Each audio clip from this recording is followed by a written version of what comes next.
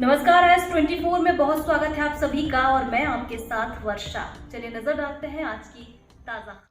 भोपाल आज दिनांक 12 अप्रैल 2025 चैत पूर्णिमा को उरांव आदिवासी सरना सामाजिक एवं सांस्कृतिक समिति भोपाल मध्य प्रदेश के द्वारा खद्दी पर्व सरहुल पर्व बड़े ही धूमधाम से मनाया गया, जिसमें उरांव आदिवासी समाज के अलावा मुंडा, नगेसिया तथा अन्य समाज के लोग भी उपस्थित रहे।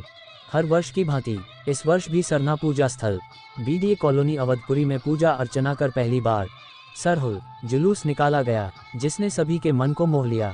भोपाल जैसे शहर में आदिवासी संस्कृति को सार्वजनिक तौर पर नाच गान, मांदर, घंट और झंडा के साथ सरहुल जुलूस ने सबके मन को मोह लिया। लोगों ने कौतूहल से अपने अपने घरों से निकलकर फोटो वीडियो बनाकर अपनी खुशी व्यक्त कर रहे थे।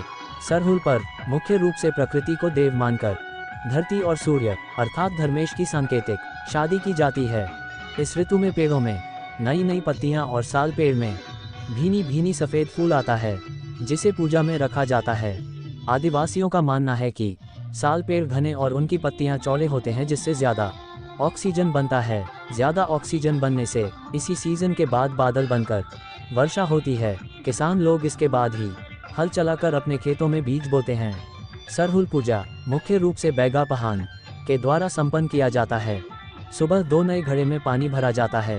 पूजा करने के बाद मटके की आर्द्रता देखी जाती है। अगर आर्द्रता ज़्यादा है तो इस साल बारिश ज़्यादा होगी, अगर आर्द्रता कम है तो बारिश कम होगी। इस प्रकार बैगा ये जानकारी देते हैं कि इस वर्ष खेती बाड़ी किस पखवाड़े से शुरुआत करना है।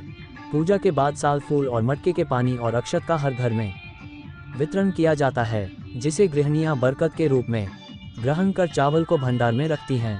जल को पूरे घर में छिड़ककर आशीर्वाद प्रदान करती हैं और साल फूल को घर के मुख्य द्वार पर रखती हैं। इस प्रकार पूजा संपन्न होता है।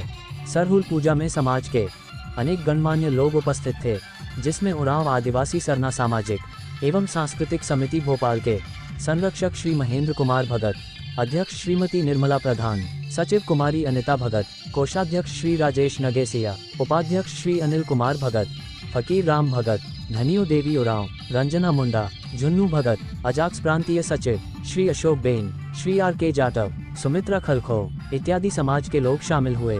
देखिए भोपाल से SK मालवीय की खास रिपोर्ट।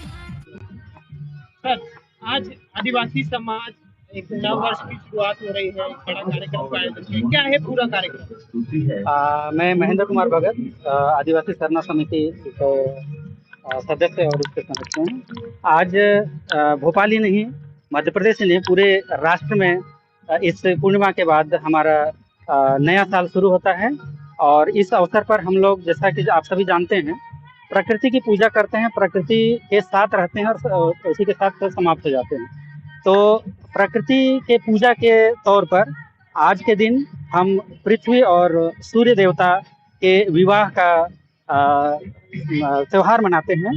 और इसी तारतम्य में है प्रकृति के संरक्षण संवर्धन का काम करते हैं। और जो जल जंगल जमीन को बचाने का एक जो प्रयास है, उसका एक यूनिट ये भी है कि हम पेड़ों की पूजा करें और उसकी रक्षा करें। क्या विशेषता है आज के दिन की अगर बात करें तो? आज आप जैसा कि जानते हैं, पतझड़ के बाद नए कोपल निकलते हैं। एक तरह से पेड़ पौधों का पुनर्जन्म होता है। तो इसीलिए हमारा जो सनातन धर्म में नया साल भी यहीं से शुरू होता है।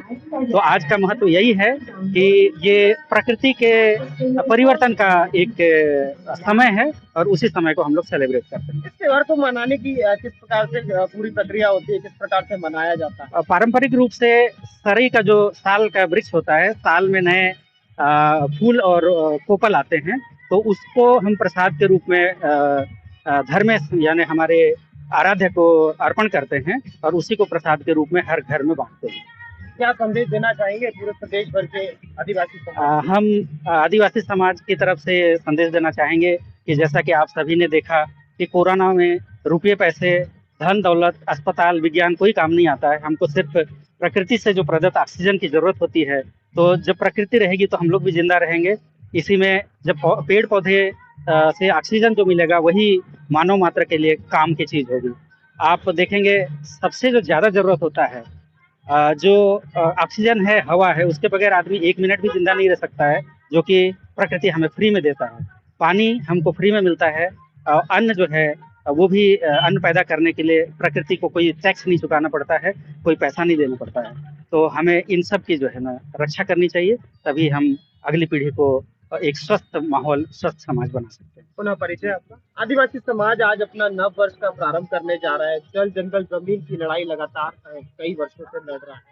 क्या संदेश देना चाहेंगे समाज के लिए? मैं निर्मला प्रधान, आदिवासी उरांव सामाजिक सांस्कृतिक समिति की अध्यक्ष हूँ और इस त्योहार के माध्यम से मैं सभी हमारे देशवासियों को, हमारे समाज के लोगों को, उरांव, मुंडा, खड़िया, संथाल हो, सभी प्रकार के आदिवासियों को मैं शुभकामनाएं देती हूँ और त्योहार की हार्दिक बधाई देती हूँ।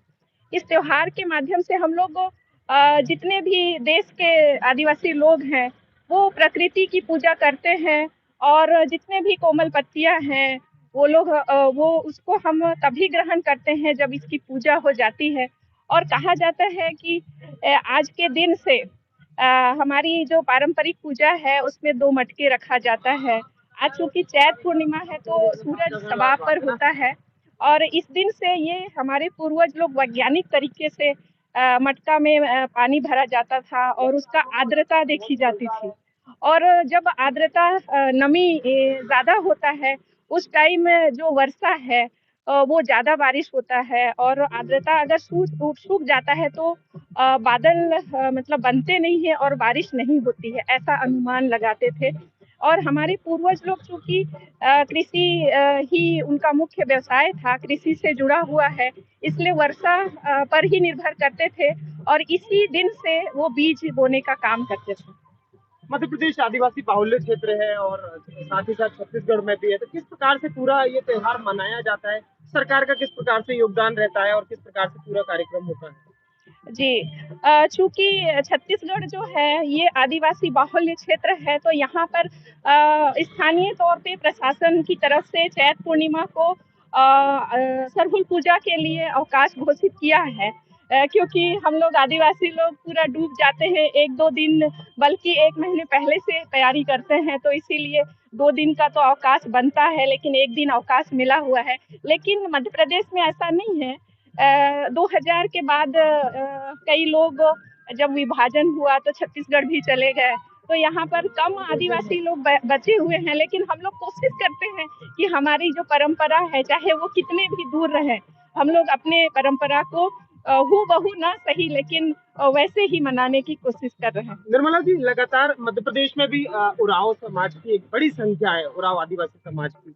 क्या शासन प्रशासन से अपील करना चाहेंगे कि इस दिन को एक अवकाश के रूप में भी घोषित करें? ऑफ कोर्स हम लोग चाहते हैं कि सारे आदिवासी लोग मिलकर, चाहे वो गोंड हो, भील, भिलाला हो, चाहे और भी नगेसिया, मुंडा, खड़िया हो, सभी लोग एक मंच पर आके इसको धूमधाम से मनाएं, ताकि मध्य प्रदेश शासन ही नहीं पूरा भारत शासन जो है आदिवासियों के पारंपरिक रूढ़ी प्रथा को संरक्षण करने की बात कहती है। अभी देवलोक बनाकर हमारे मध्य प्रदेश शासन ने आदिवासियों को संरक्षित करने का एक जो बीड़ा उठाया है वो बहुत अच्छा कदम है। तो हम चाहेंगे कि उरांव लोगों का जो यहाँ पर पूजा स्थल है, सरना स्थल, उसको संरक्षित करें और हमारे उरांव समाज के लिए ये आवंटित करें, ताकि हम लोग अपने संस्कृति को संरक्षण कर पाए। नहीं तो हमारा आदिवासी समाज दूसरे धर्म से प्रभावित होकर वो धर्मांतरित कर रहा है। तो हम लोग सरकार से निवेदन करते हैं कि हमारे आदिवासी समाज को लुप्त होने से बचाए। परिचय दीजिए। निर्मला प्रधान, उरांव आदिवासी सामाजिक संस्था की मैं अध्यक्ष हूँ। धन्यवाद।